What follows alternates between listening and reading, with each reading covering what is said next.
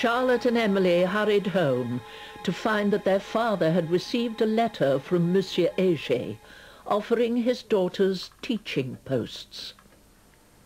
Emily said she would prefer to stay here to be my housekeeper. Charlotte seemed very eager to return to improve her French.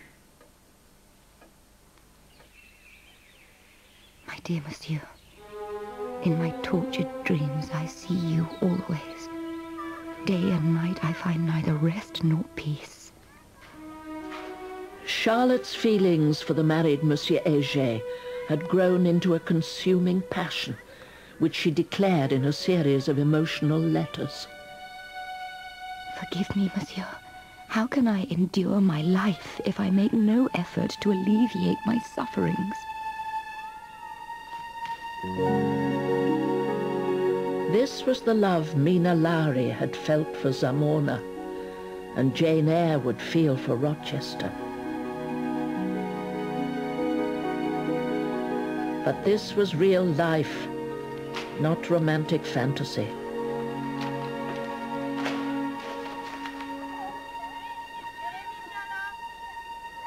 Where Alf, the sacred river, ran through caverns measureless to man. Branwell was also tempted by an illicit passion when he went to work as a tutor to the son of Anne's employers, the Robinsons. My dear knave of trumps, I am the favourite of all the household. I shall see you at dinner, my dear.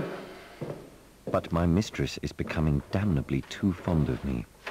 Although she is 17 years my senior, she shows me a degree of kindness which has ripened into declarations of more than ordinary feeling. Anne was mortified. Branwell was playing a dangerous game.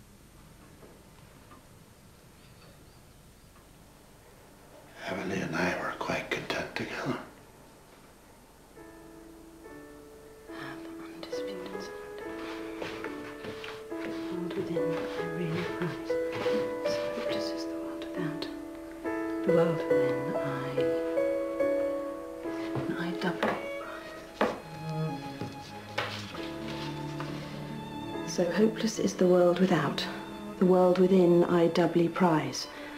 Where thou and I and liberty have undisputed sovereignty.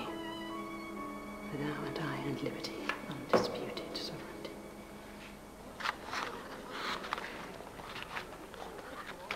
Charlotte dashed back to Brussels, desperate to see Monsieur Heger. You're looking for my husband, Miss Brontes?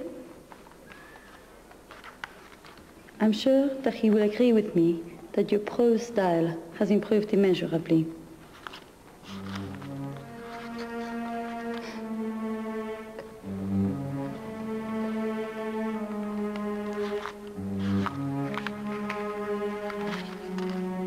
At Thorpe Green, Branwell and Mrs. Robinson had grown careless.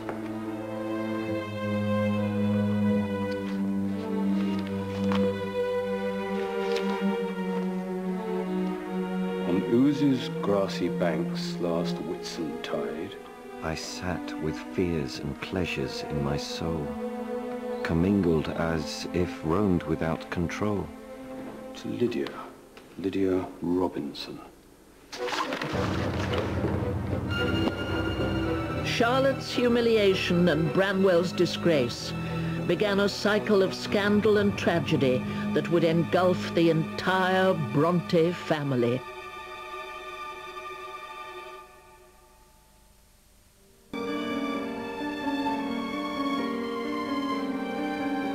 Emily Bronte had returned from Brussels and loved being home again, where she could spend hours on the moors composing poetry.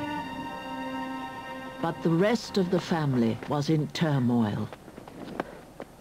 At Thorpe Green, Branwell, ignoring the cloud of suspicion that hung over him, continued his affair with Mrs. Robinson. Her husband had fallen ill, and she hinted that soon she might be free to marry again. Anne Bronte, the Robinsons' governess, disgusted by their behavior, gave in her notice. passions were also simmering at the Heger school in Brussels. And Charlotte had faced terrible humiliation when her love for Monsieur Heger had been discovered by his wife. My heart almost died within me. Miserable longing strained its chords. Even to look forward was not to hope. The future spoke no comfort. Do you think I can stay to become nothing to you? You think wrong.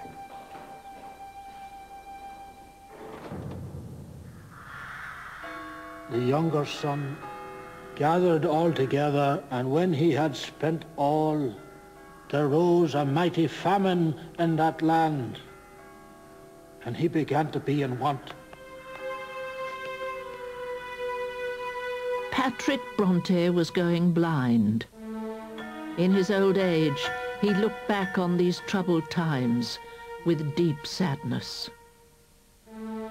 In those days, I could no longer read or write or even walk unaided. When my children needed me the most, I myself was as helpless as a child. Anne kept Branwell's guilty secret from her father. When she returned, she and Emily retreated into the safety of their childhood world of Gondal, acting out new adventures in the lives of their soldier heroes. There was so much death at the siege of Tindarum. So much. And there he lay, among the bloom. His red blood dyed a darker hue, shuddering to feel the ghostly gloom that coming death around him threw. We have to escape from the Republicans. I am Henry Angora. And I, Cordelia Fitzofnold.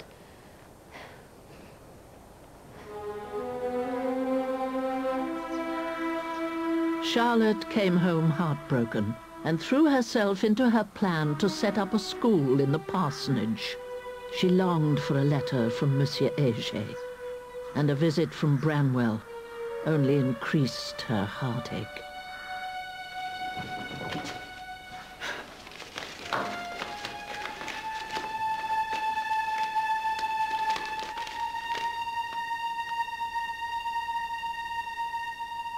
I have been dismissed by Robinson.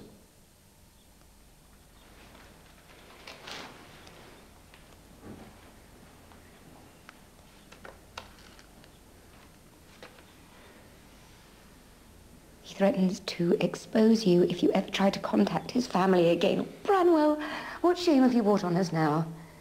Lydia Robinson loves me. There is no shame in love. She's a married woman. You must know that you can never be together.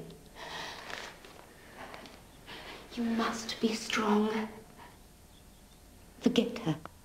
Find another position and earn some money. I shall earn some money, Charlotte. I shall write a novel. How will that help us? Charlotte, a novel is the most saleable article in the world. I shall expect at least £200 for my manuscript, and its completion will while away the days until Lydia can be mine. You are a fool. Find something sensible to do and stick to it.